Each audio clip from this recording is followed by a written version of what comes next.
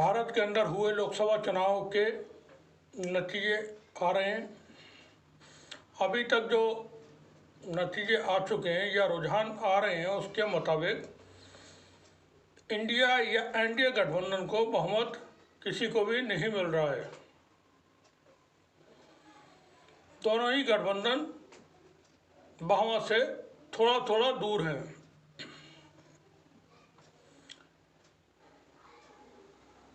प्रधानमंत्री मोदी और उनके lieutenant general Dyer Amit Shah ने 400 पार का नारा दिया था। भारतीय जनता पार्टी 400 पार का नारा दे रही थी। वो न 300 पार पहुंच सकें और न ही अभी तक बहुमत हासिल कर सकें। बावजूद इसके अभी भी ये जाहिर कर रहे हैं और इस तरह के बयान दे रहे हैं कि तीसरी बार हम सरकार बनाने जा रहे हैं। बेशर्मी तेरा ही सहारा है।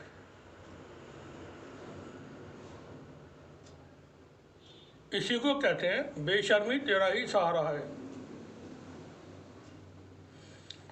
एक 2014 में एक मामला सामने आया था पूरी दुनिया में, पनामा पेपर्स। उसके बाद पैराडाइज पेपर्स। पनामा पेपर्स में भारत के कई सारे दिग्गज नामी बड़े इज्जत वाले लोगों के नाम शामिल थे जिन्होंने देश का पैसा विदेशों में छिपाया हुआ था, जिसमें अमिताभ बच्चन और उनकी पुत्रवधू ऐश्वर्या राय समेत बहुत सारे लोग शामिल थे।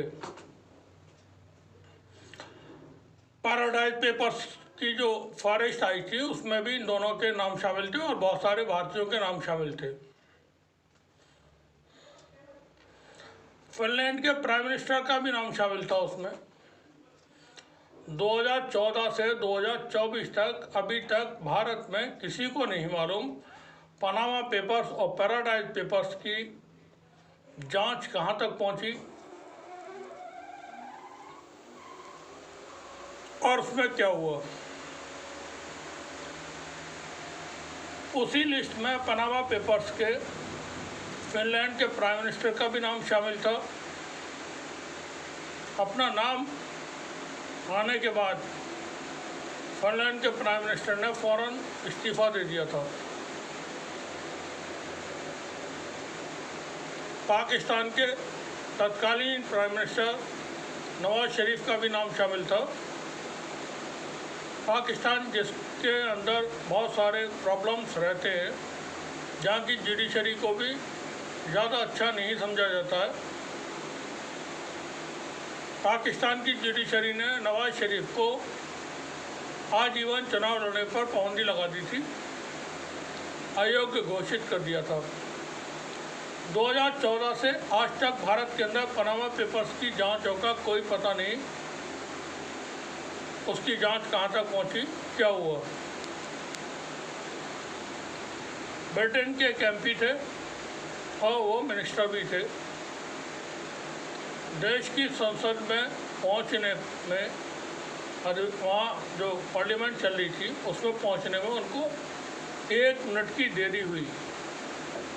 किसी वजह से 1 मिनट की देरी हो जाती है। भारत में तो 1-2 मिनट तो छोड़िए, घंटों या दिनों का कोई गिनती नहीं।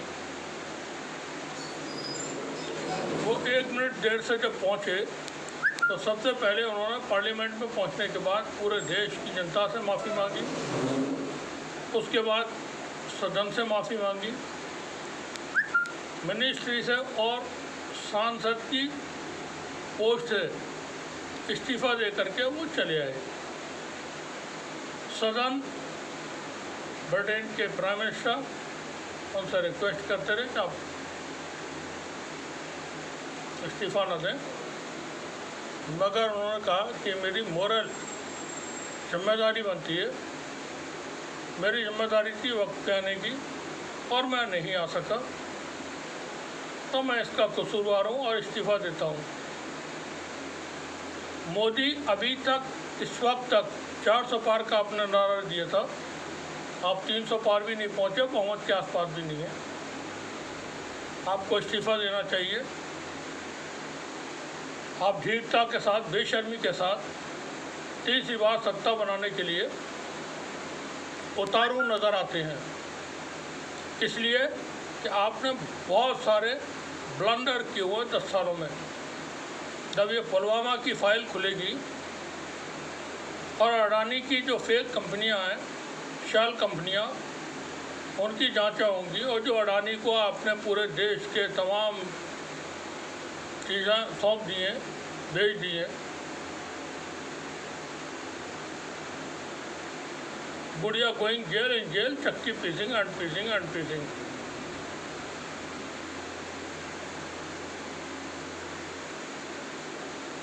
जो नतीजे आए हैं,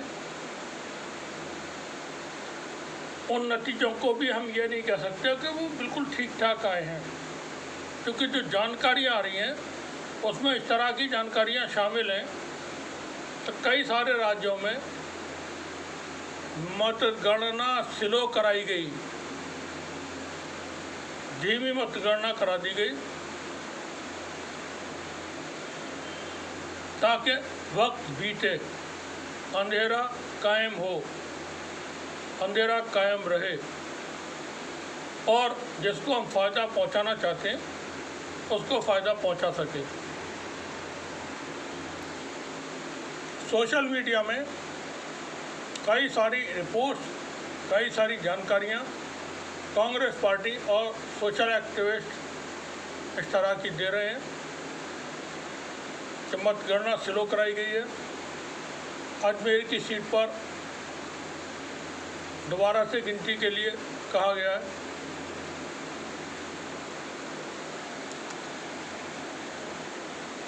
जहाँ कम मार्जिन की सीटें हैं, जहाँ हार जीत कम वोटों से होनी है,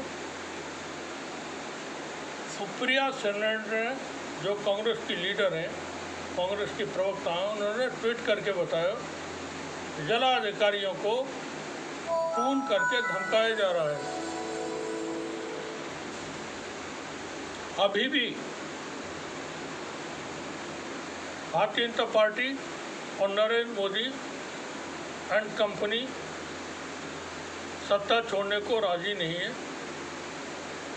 थोड़ी सी भी मोरालिटी होती, थोड़ी सी भी शर्म होती, हया होती, जिम्मेदारी होती, तो आप आते और आकर के कहते कि जो जनादेश जनता ने दिया है उसको हम स्वीकार करते हैं, सरमाथे से लगाते हैं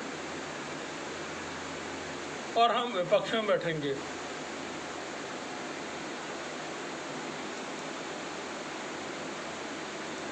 लेकिन ऐसा नहीं, मोदी की तरफ से जो भी चीज़ें आ रही हैं, तो उन्होंने भारतीय जनता पार्टी के आलीशान 7 स्टार 9 स्टार कार्यालय में जाकर के कार्यकर्ता को संबोधित किया है, तो कह रहे हैं कि ये हमारी विक्ट्री है और हम जीत गए हैं, और तीसरी बार सरकार बनाने के लिए जनादेश हमको मिल गया है।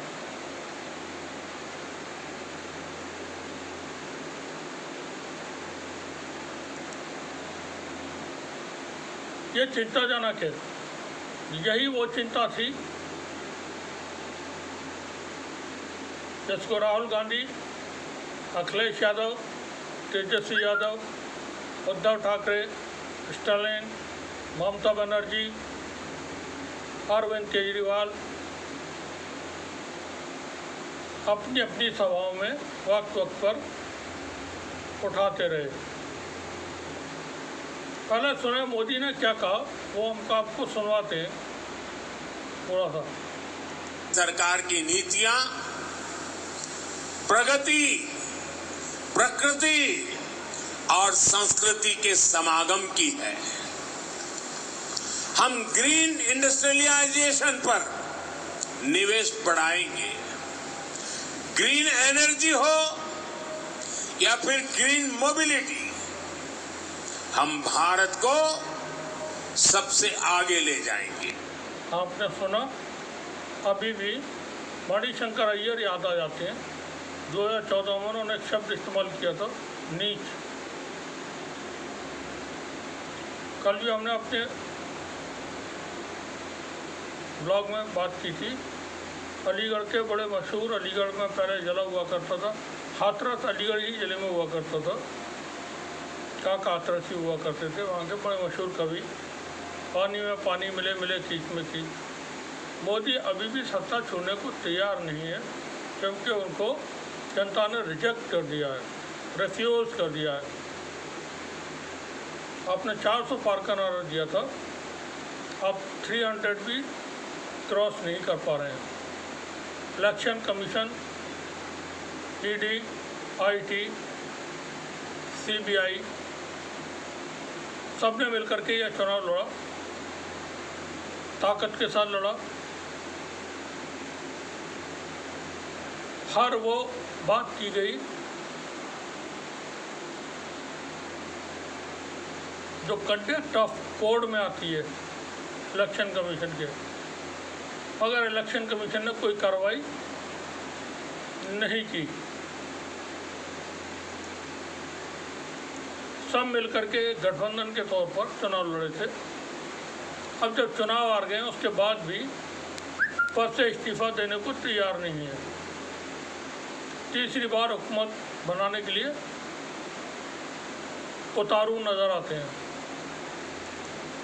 और सुने, थोड़ा सा मोदी को हम सुनवाते हैं आपको।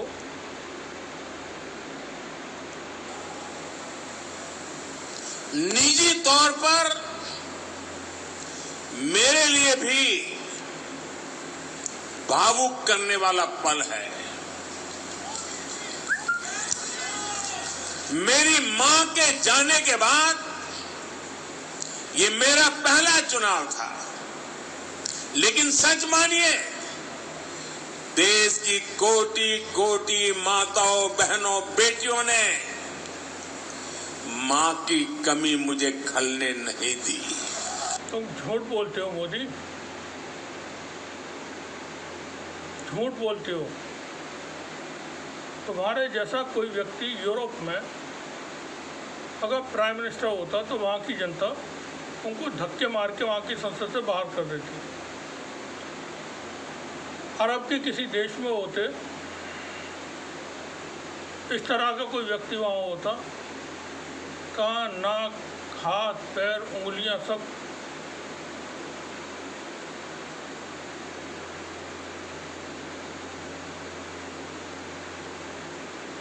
माँ को भी तुमने सियासत में इस्तेमाल किया, फैमिली को कोई इस्तेमाल नहीं करता है। ये बहुत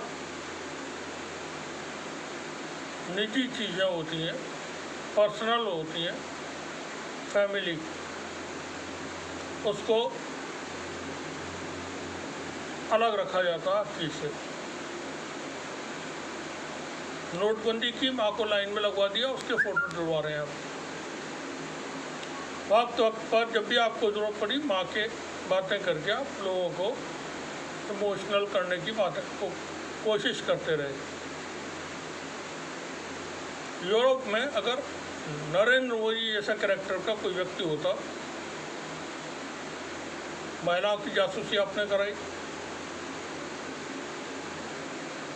एक आदमी प्रेस वार्ता की थी उसने कि मोदी ने मेरी पत्नी छीन रखी है।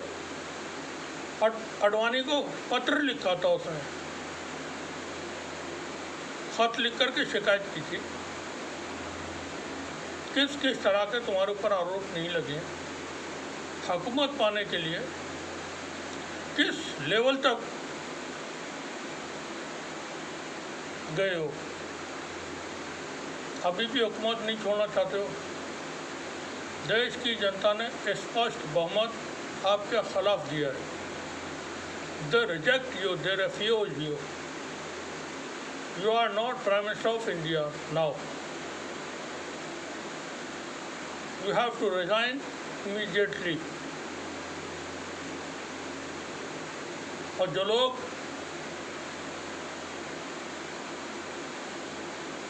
तालियां बजाते हैं ऐसी बातों पर, हम मोदी बोलते हैं। और सुने, थोड़ा सा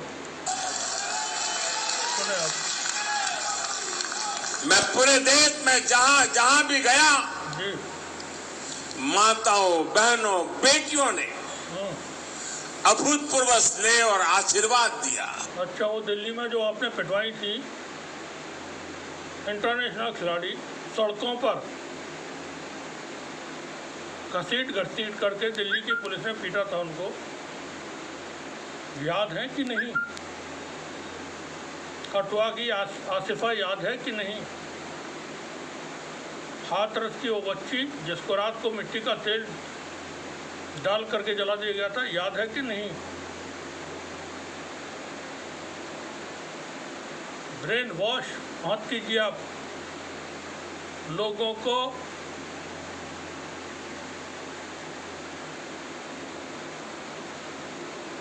टेररिस्ट मत बनाइए आप। और सुन लें थोड़ा सा। ये प्रधानमंत्री मोदी भारतीय जनता पार्टी के कार्यालय में बोल रहे हैं आज चुनाव हारने के बाद। आंकड़ों में नहीं दिख सकता है। देश के इतिहास में तुमको ऐतिहासिक क्या मालूम? मोदी पढ़ा लिखा आदमी तो है नहीं, डिग्री का कोई अता पता नहीं, कौन सी यूनिवर्सिटी में कौन से स्कूल में पढ़ाई की है, कोई दोस्त साथी टीचर प्रोफेसर लेक्चरर ऐसा है ही नहीं जो ये कह सके मोदी को मैंने पढ़ाया है। कोई क्लासमेट तक नहीं है, डिग्री का अता पता नहीं है। और सुन लें थोड़ा सा। महिलाओं, इतिहास की बात करें, इतिहास मोदी को इतिहास क्या मालूम? पाटलिपुत्र बुला लिया था सिकंदर को इन्होंने, बिहार द्वारा वोटिंग के सारे रिकॉर्ड टूट गए।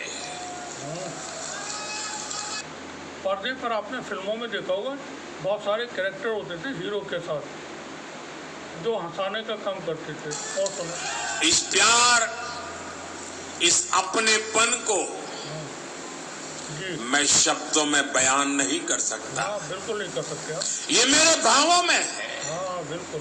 ये मेरे मन मस्तिष्क के कोने कोने में रचा बसा है।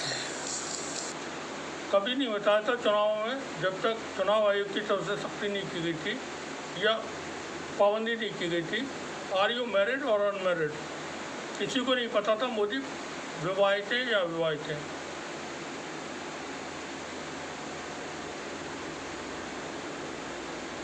वो जो बेन है, एक बेन और है, वो इनकी तरफ से वकालत करती थी कि मोदी अविवाहित है। सुने, देश की कोटि कोटि माताओं बहनों ने मुझे नई प्रेरणा दी है। ऐसे बातें करते हैं मोदी साहब। चलो वो सुन ले। आज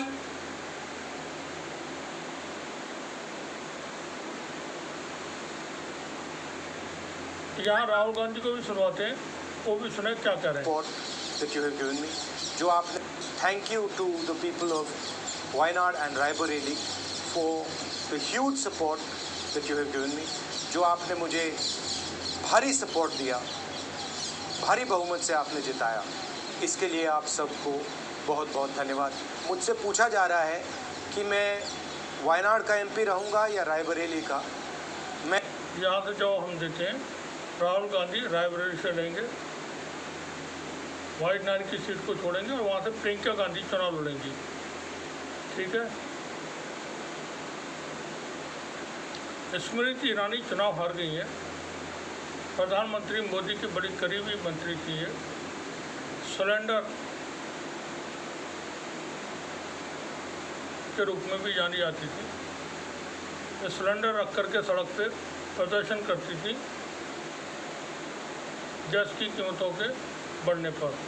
जिस वक्त मनमोहन सिंह की सरकार थी, मनमोहन सिंह को चूड़ियाँ बेचती थी। आज वो हार गई हैं अमेठी से। राहुल गांधी के एक छोटे का साथी कहेंगे, उसने इनको 1 लाख से ज़्यादा वोटों से चुनाव हरा दिया है।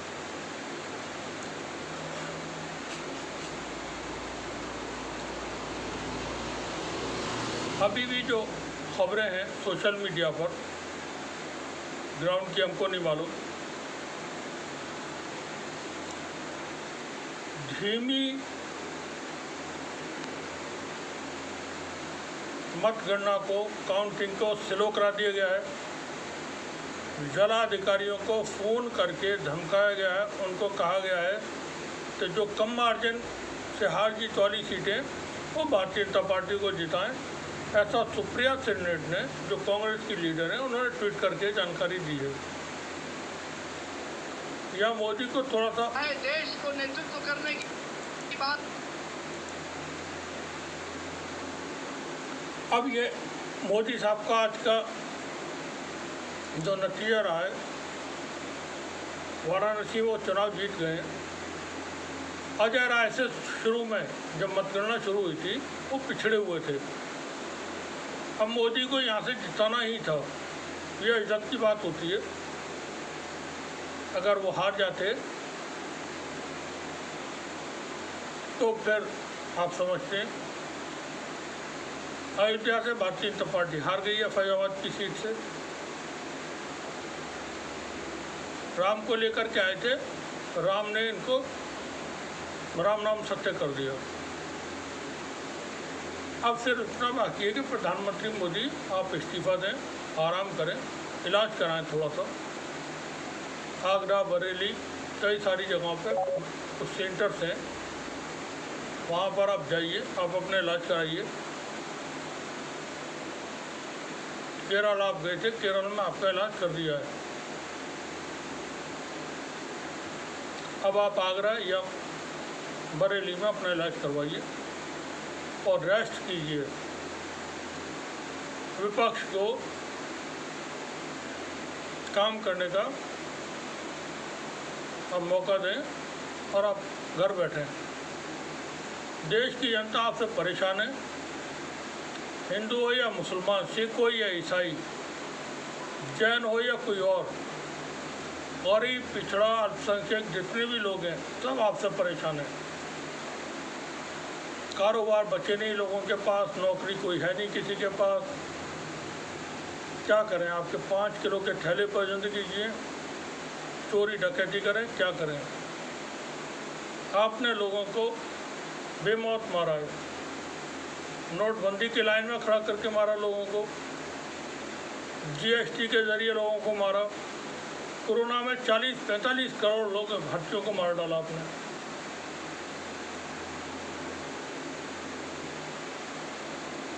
ऐसी दवाएं लगवा दी जो वो डोज लगवाने के बाद लोगों को हार्ट अटैक हो रहे हैं और वो मर रहे हैं। अब वो कंपनी ने दवाई भी अपनी वापस ले ली। जो दवाएं उसकी मार्केट में थी वो भी उसने वापस ले ली है। आपके दोस्त गौतम अडानी और उनके भाई शेल कंपनियां चलाते रहे और हज़ारों लाखों करोड़ रुपए का घोटाला किया है। अभी भी चुनाव के वक्त में आपने तमाम गुजरातियों को लगा रखा था कि शेयर बाज़ार को होल्ड करके रखें, मगर कैपिटल मार्केट का हाल मालूम है आपको। But you don't know what is share market because you are illiterate person.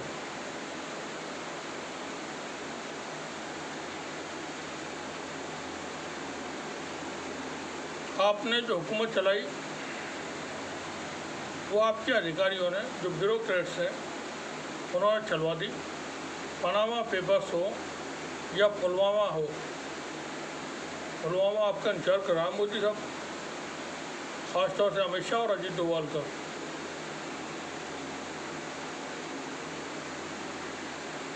जब परतें खुलेंगी तो वो चीज़ें सामने आएंगी मुल्क के, जो लोग हैरान हो जाएंगे कि हुआ क्या है। ब्रिटेन की फॉरेन पॉलिसी, ब्रिटेन का अखबार है फॉरेन पॉलिसी, 2019 में हमने अपनी रिपोर्ट्स में कई मरतबा ये बताया, उसने खुलासा किया कि भारत की खुफिया एजेंसियों की ISIS के साथ ताल्लुकात हैं। ISIS के साथ मिलकर भारत की खुफिया एजेंसियों ने श्रीलंका में न्यू ईयर पर धमाके करवाए चर्चों में, काबुल, कंधा, जलालाबाद के अंदर धमाके करवाए, ईरान, तुर्की और फ्रांस के अंदर, कनाडा के अंदर कार्रवाइयाँ करवाई। Who was behind these activities? नई सरकार बनेगी और पुलवामा का तो कम से कम केस रीओपन होगा। आप आराम करिए, जनता ने आपको रिजेक्ट कर दिया मोदी साहब।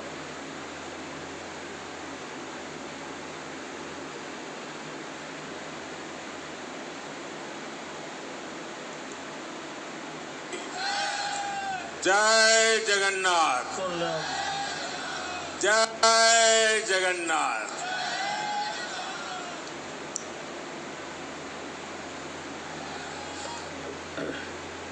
भारत की जनता ने 2014 में और 2019 में प्रधानमंत्री नहीं चुना था, कोई धार्मिक व्यक्ति, मजहबी लीडर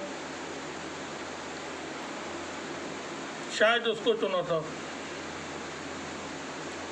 10 साल के अंदर मोदी साहब कभी नजर नहीं आए प्रधानमंत्री की हैसियत से। वो नजर आए जो धार्मिक लीडर होते हैं उनकी हैसियत से। हाथ में डंडा लिए हुए संगोल, याद है ना संगोल? पता नहीं कहाँ से वो डंडा तलाश करके, जिसका कोई महत्व नहीं है, वो खोज कर लाया गया। अब डंडे से देश को आंकना चाहते थे, देश ने आपको आंक दिया है।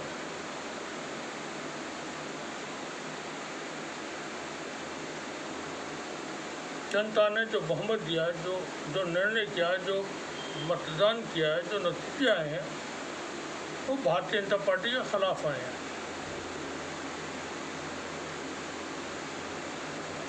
इसके बावजूद अगर आप अपनी ताकत की बिना पर प्रधानमंत्री बनने की कोशिश करेंगे तो देश के लिए या जनता के लिए बुरा नहीं होगा, अब आपके लिए बुरा होगा। ये जनता चंद दिनों के अंदर आपको, वैसे मोदी को भारत के इतिहास में भारत का सबसे बदनाम, सबसे नाकाम, सबसे बोझिल प्रधानमंत्री के रूप में दर्ज किया जाएगा किताबों में। चीन के सामने बोलने की गौमूत्र, मंगलसूत्र, एक्सरे करके आपकी संपत्ति तलाश कर लेंगे। जिसकी 2 भैंसें वो खोल करके एक भैंस कांग्रेस वाले ले जाएंगे और ले जा करके वो जिनके बच्चे ज़्यादा हैं यानी मुसलमानों के, जो घुसपैठी है यानी कि मुसलमान, उनको दे देंगे। तो लोगों ने सुना अभी आपको,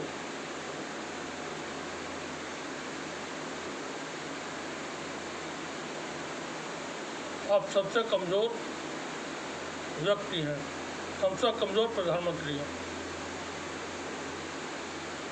पूरे चुनाव में आपने गंद फैलाई, मुद्दों की बात नहीं की, लोगों के सरोकार से, उनकी तकलीफ़ों से जुड़ी हुई बात नहीं की। चीन का नाम लेने की तो आपकी हिम्मत भी नहीं हुई एक बार भी। 4000 स्क्वायर किलोमीटर ज़मीन भारत की घेर के चीन बैठा हुआ है और मोदी प्रधानमंत्री कहते हैं कोई आया नहीं, कोई गया नहीं। जब कोई आया नहीं, कोई गया नहीं, तो गलवान में 20 सैनिक भारतीय किसने मार दिए थे?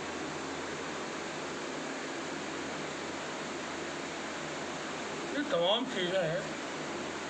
जनता ने, कांग्रेस से थोड़ी कमी हुई है आज के चुनाव में। 2 चीज़ें हैं, जहाँ जहाँ कांग्रेस की सरकार है, हिमाचल प्रदेश, तेलंगाना, कर्नाटक, तीनों जगह कांग्रेस की परफॉर्मेंस वेरी बैड।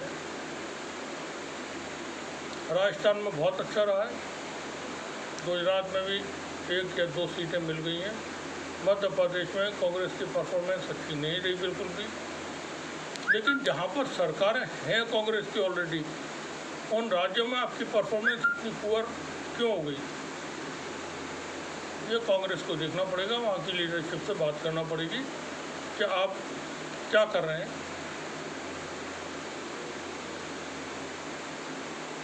कर्नाटक में कम से कम उम्मीद नहीं थी।